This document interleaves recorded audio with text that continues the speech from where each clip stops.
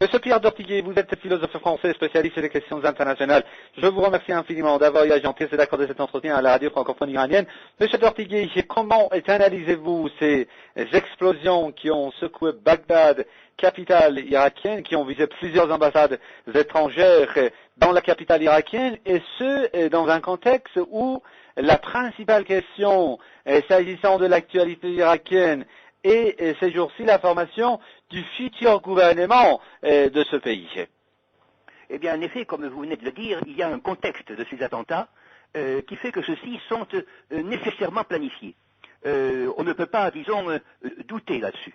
Ce sont des attentats qui, par leur puissance, par les buts qu'ils ont visés, dont en particulier l'ambassade d'Iran, veulent intimider la population irakienne, bien sûr, car celle-ci comprend, à travers ces manipulations qui ont eu lieu autour de la liste de M. Alavi, que ce soit la manifestation démocratique du pays, c'est-à-dire que le peuple ait, disons, pu exprimer librement ses opinions, ces élections irakiennes et le gouvernement qui semble sur la voie de se former,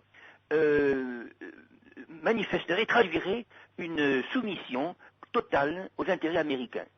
Vous savez qu'une des premières déclarations, du candidat possible, disons, de l'opposant à M. Maliki, est de couper les relations non seulement entre l'Iran et l'Irak, mais également entre la Turquie et l'Irak, sous prétexte d'un retour, entre guillemets, au monde arabe. En réalité, il ne s'agit pas d'un retour au monde arabe, qui est le programme de ce monsieur, il s'agit d'une soumission pure et simple à la géopolitique américaine. Et ceci se fait par l'intimidation. Les Américains qui ont occupé l'Irak estiment que ce peuple est encore insoumis. Vous savez, l'argument de faire tomber la dictature de Saddam Hussein était un trompe-l'œil. En réalité, l'histoire dira combien l'hostilité de Saddam Hussein contre l'Iran était programmée également par les Américains. Et d'ailleurs, celui qui pense aujourd'hui venir au pouvoir dans ces conditions actuelles avait reçu, vous le savez très bien, le surnom de second Saddam, qu'il avait lui-même suivi. Et vous savez que de nombreux cadres du Baas, vous voyez, ont été sollicités avant les élections pour participer justement à ce gouvernement, c'est-à-dire pour orienter la politique de l'Irak dans le sens d'une rupture, double rupture, répétons-le, envers l'Iran, envers la Turquie.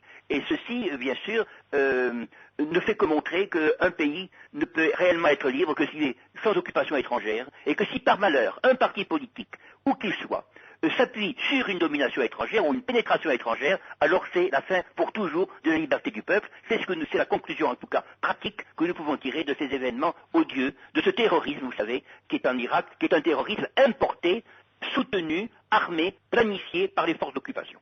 Êtes-vous d'accord avec ceux qui disent qu'il y a actuellement une volonté pour faire prolonger la formation du futur gouvernement irakien pour profiter au maximum de l'insécurité et de l'instabilité politique de ce pays?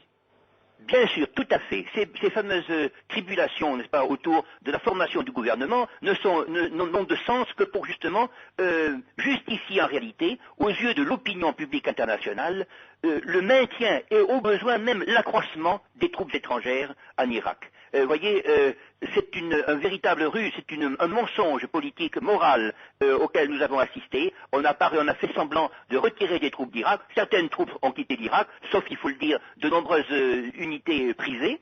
Et naturellement, nous allons voir, sous prétexte de lutter contre le terrorisme, ces mêmes troupes se fortifier. C'est en tout cas l'opinion du commandant US, vous savez, David Petraeus, qui estime que nous avons affaire au même ennemi en Irak et en Afghanistan. Et vous savez, ce terme de terrorisme, on voit finalement qu'il est une véritable provocation. Les vrais terroristes, répétons-le, sont ceux pour qui profitent ces attentats. Et nous savons à qui ils profitent.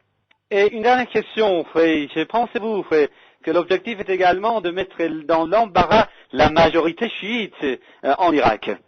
Mais bien sûr, tout ceci coule de conséquences. Vous savez, les Américains ont essayé par la formation de ce fameux mur à Bagdad, par exemple, de séparer les populations pour pouvoir les opposer l'une à l'autre. Tous ceux qui connaissent l'Irak, j'en ai moi-même connu, beaucoup de camarades qui sont ici même à Toulouse, m'expliquent que dans la même famille, vous trouvez des sunnites et des chiites, il y a une unité politique, morale, religieuse du peuple irakien, vous voyez. Et bien sûr, la population chiite est majoritaire, mais ils ont trouvé justement parmi certains chiites des éléments traîtres justement pour pouvoir raviver, c'est paradoxal, l'opposition entre chiites et sunnites et justement avec le candidat actuel qu'ils ont entre les mains de se dresser sous prétexte de lutte contre le communautarisme justement contre la majorité de la population. En réalité, on a, si je puis dire, une formule de Saint-Augustin dans l'Antiquité, une république qui est contre le peuple. C'est quand même un paradoxe. Il disait que c'était satanique, et bien il a raison. C'est ce à quoi nous assistons en Irak.